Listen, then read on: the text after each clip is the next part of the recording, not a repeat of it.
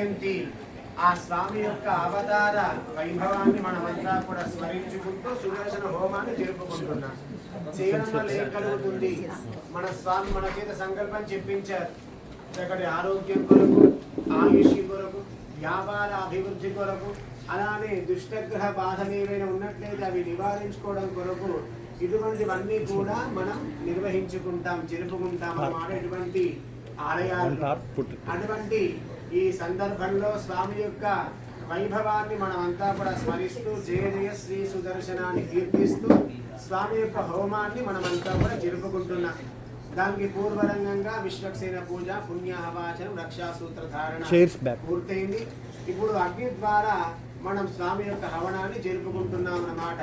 అగ్ని ఎందే ఎందుకు చెయ్యాలి అంటే అగ్నిముఖావై దేవాహ అని మనకు వేదం చెబుతుంది కనుక మనం కలశంలో ఆరాధించిన, మూర్తిలో ఆరాధించిన అగ్నిలోనే మరి చివరిగా మనం స్వామి యొక్క అర్చన చేయాలి అని స్వామి యొక్క మంత్రాలతోటి ఇప్పుడు చదువుతాం. మనమంతా కూడా స్తోత్రాలతోటి మంత్రాలతోటి స్వామి యొక్క వైభవాన్ని కీర్తిస్తూ ఇక్కడ హవన కార్యక్రమాన్ని చక్కగా నీతితోటి ద్రవ్యాలతోటి మనం హవనాన్ని జరుపుకుంటున్నాం.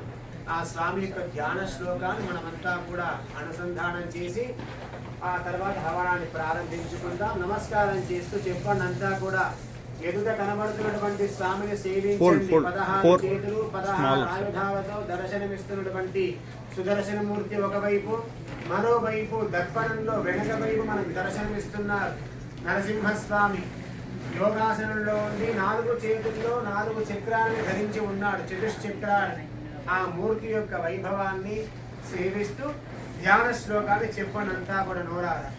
ఓం శ్రీ సుదర్శనాయ, ఓం శ్రీ సుదర్శనాయ, హేతిరాజాయ, హేతిరాజాయ నమః నమః.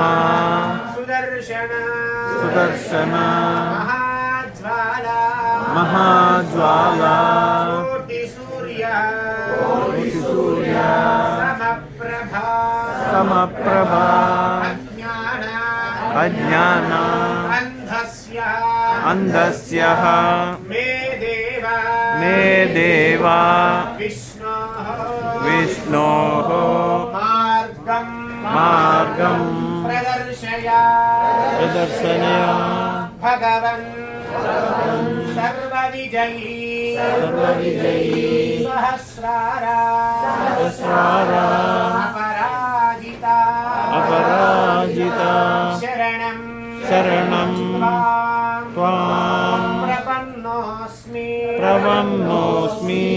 శ్రీకరం శ్రీకరం శ్రీ సుదర్శనం, శ్రీ సుదర్శనం క్షిత్వా క్షిత్వా సుదర్శనం శరణం చక్రం చక్రం జ్వాలా మాలాతిభీషణం సర్వరోగ ప్రశమనం ప్రశమనం గురుదేవ, గురుదేవ పరాచ్యుత పరాచ్యుత శ్రీ సుదర్శనాయ, శ్రీ సుదర్శనాయ హేతిరాజాయ హేతిరాజాయ నమః. బోల్ సుదర్శన భగవాన్ కీ స్వామి యొక్క ధ్యాన శ్లోకాన్ని మనమంతా కూడా అనుసంధానం చేసుకున్నాం. స్వామి యొక్క వైభవము తేజస్సు ఏ విధమైనటువంటిదని మనం కీర్తించారన్నమాట. సుదర్శన మహాజ్వాల, ఆ స్వామి యొక్క జ్వాలలు కనబడుతూ ఉంటాయి చక్రానికి. ఆ స్వామి యొక్క ఆకృతి ఏ విధంగా ఉంటుంది? కోణము, జ్వాలలు, చక్రము, ఆ లోపల స్వామి పురుషాకృతి ఉంటుందన్నమాట. అటువంటి స్వామి యొక్క జ్వాలలు ఏ విధంగా ఉన్నాయి? కోటి సూర్య సమప్రభ. రోజు మనం ఒక సూర్యుని చూస్తూ ఉన్నా, ఎండాకాలం వస్తేనో మరొక సమయంలోనూ మనకు ఆ తేజస్సు తాకితే విలవిలలాడిపోతూ ఉంటాం ఆ తేజస్సుకి, ప్రకాశానికి. మరి అటువంటి కాంతి కోటి సూర్య సమప్రభ, కోటి మంది సూర్యుని యొక్క తేజస్పుంజం ఏ విధంగా ఉంటుందో అటువంటి కాంతి స్వరూపుడు అన్నమాట సుదర్శన స్వామి. ఏం చేస్తాడు? అజ్ఞానాంధస్య మే దేవ విష్ణోః మార్గం ప్రదర్శయ అని కీర్తించాం ఇప్పటి వరకు. అజ్ఞానం అంటే భగవంతుడి యొక్క నామాన్ని, భగవత్ సేవని చేయనటువంటి వారంతా కూడా అజ్ఞానంలో ఉన్నట్టే లెక్క అన్నమాట. స్వామి యొక్క నామాన్ని ఉచ్చరించరు, స్వామి యొక్క సేవ చేయరు, స్వామి ఆలయానికి వెళ్ళడానికి ఇటువంటివన్నీ కూడా ఎవరైతే చేయరో వాళ్ళంతా కూడా ఈ సంసార సాగరంలో, ఈ భ్రాంతిలో, స్వామి యొక్క అంధకారంలో ఉన్నట్టే అన్నమాట. అటువంటి అంధకారం ఎలా తొలగుతుంది? ఇటువంటి స్వామి యొక్క సేవ చేస్తే, స్వామి యొక్క నామాన్ని పలుకుతే ఆ స్వామి మనలో అంధకారాన్ని తొలగిస్తాడనమాట. విష్ణోహ మార్గం ప్రదర్శయ, విష్ణువు యొక్క సన్మార్గాన్ని మనకు చూపిస్తాడు. శ్రీమన్నారాయణుడి యొక్క పద సన్నిధిలో మనమంతా కూడా ప్రతినిత్యం సేవ చేసే భాగ్యాన్ని మనకి సుదర్శన స్వామి కల్పిస్తారనమాట. అందుకే ఏది చేసినా కూడా ఇళ్లలో చేస్తూ ఉంటాం. గృహప్రవేశాలు కావచ్చు, ఇత్యాది ఏవైనా కూడా శుభకార్యాలు ఆ సమయంలో హోమాలు చేస్తూ ఉంటారు. సుదర్శన హోమం అని, లేదా 60 ఏళ్ళు పూర్తయితే, 70 ఏళ్ళు పూర్తయితే ఆయుష్య హోమం అని, మృత్యుంజయ హోమం అని ఇలాగా చేస్తూ ఉంటాం.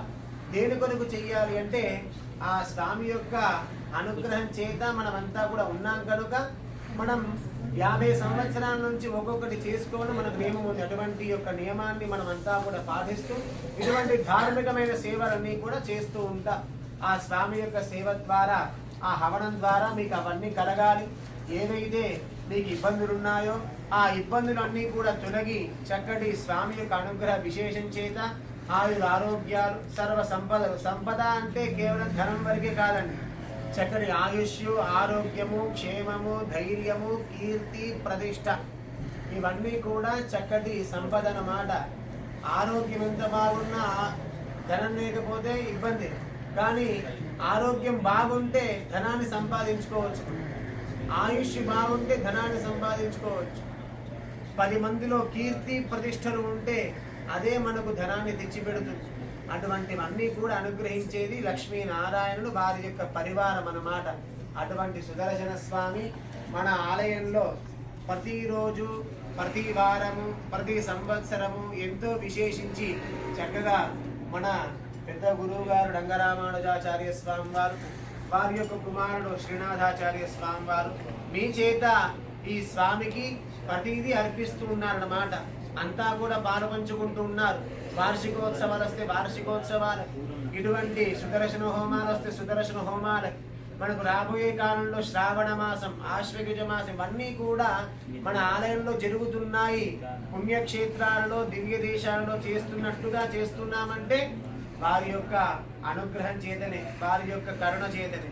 లేదంటే ఇంతటి వైభవాన్ని మనం చూడాలంటే మన ప్రాంతంలో, ఈ ప్రాంతంలో తక్కువ.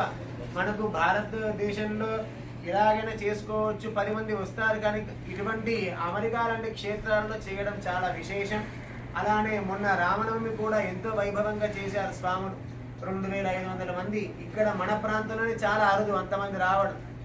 అదే చెప్పాం మా స్వామితో కూడా, ఇటువంటి క్షేత్రంలో, ఇటువంటి ప్రదేశంలో అంతమంది రావడమే గొప్ప విశేషం.